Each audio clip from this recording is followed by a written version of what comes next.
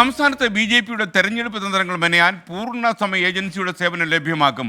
Election സ്ട്രാറ്റജിസ്റ്റായ വരാഹിയാണ് ബി.ജെ.പിക്കായി കളത്തിലിറങ്ങുക. നിയമസഭാ തെരഞ്ഞെടുപ്പിൽ 21 മണ്ഡലങ്ങളിൽ ശ്രദ്ധ കേന്ദ്രീകരിക്കാൻ തീരുമാനം. എസ് ശ്രീകാന്ത് കൊച്ചിയിൽ നിന്ന് വിവരങ്ങളുമായി ചേരുന്നു. Sreekanth, good morning. യഥാർത്ഥത്തിൽ സ്ട്രാറ്റജിസ്റ്റ് വരുന്നോ? ലോക്കൽ സ്ട്രാറ്റജിസ്റ്റിനെ അടിച്ച് മലർത്താനുള്ള പരിപാടിയാണോ?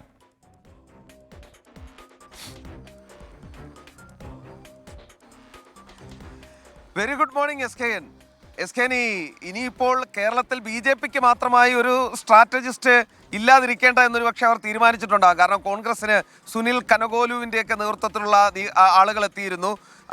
CPIM-നെ സംബന്ധിച്ചിടത്തോളം കഴിഞ്ഞ 2 തെരഞ്ഞെടുപ്പുകളിലും അവർക്ക് ഇത്തരത്തിൽ PR വർക്കും സ്ട്രാറ്റജിസ്റ്റുകളും ഒക്കെ തന്നെ ഉണ്ടായിരുന്നു.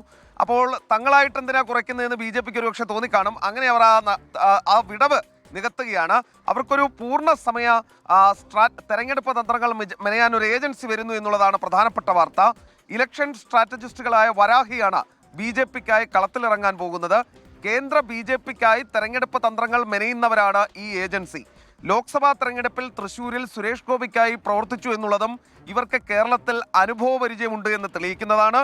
തദ്ദേശ നിയമസഭാ തെരഞ്ഞെടുപ്പുകളിൽ ബി.ജെ.പിക്ക് ഇവരുടെ സേവനം വരുന്ന ഈ 2 തെരഞ്ഞെടുപ്പുകളിലും ലഭ്യമാകും.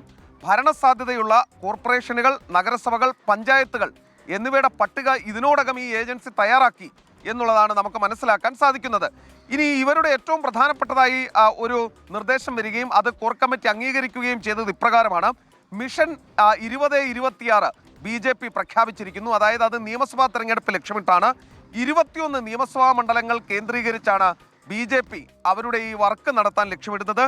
മണ്ഡലങ്ങൾ എന്ന് പറയുന്നത് ഈ കഴിഞ്ഞ ലോക്സഭാ തെരഞ്ഞെടുപ്പിൽ ബി.ജെ.പി 1-മതോ അല്ലെങ്കിൽ 2-മതോ എത്തിയ സീറ്റുകളാണ്.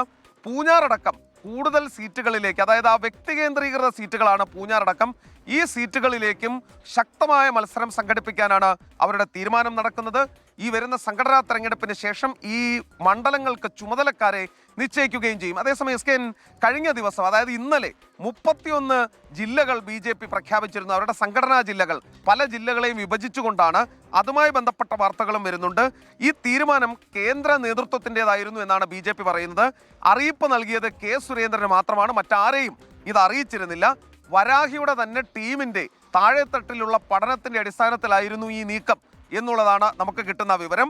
അതേസമയം കോർ കമ്മിറ്റിയിൽ ഇക്കാര്യത്തിൽ P.K. കൃഷ്ണദാസും M.D. രമേശും അതൃപ്തി അറിയിക്കുകയും ചെയ്തിട്ടുണ്ട്. അവർ പറയുന്നത് സംഘടനാ സംവിധാനത്തെ ഒന്നാകെ ബാധിക്കും എന്നുള്ളതാണ്. പക്ഷേ ഈ പരിപാടിയിൽ പങ്കെടുത്തിരുന്ന സഹപ്രഭാരി ആയിട്ടുള്ള അപരാജിത സാരംഗി പറഞ്ഞത് ആന്ധ്രാപ്രദേശിലൊക്കെ തന്നെ ഇങ്ങനത്തെ പരിപാടി നടക്കുന്നുണ്ട്, ഇവിടെ മാത്രമായി പ്രശ്നങ്ങൾ ഉന്നയിക്കേണ്ട എന്ന് പറഞ്ഞ് 2 പേരെയും നിശബ്ദരാക്കി എന്നുകൂടി വിവരം നമുക്ക് കിട്ടുകയും ചെയ്യുന്നുണ്ട്. എന്തായാലും അടിമുടി മാറ്റം, സമഗ്ര മാറ്റം തദ്ദേശ തെരഞ്ഞെടുപ്പിനും നിയമസഭാ തെരഞ്ഞെടുപ്പിനും മുൻപ്. Thank you Srikanth.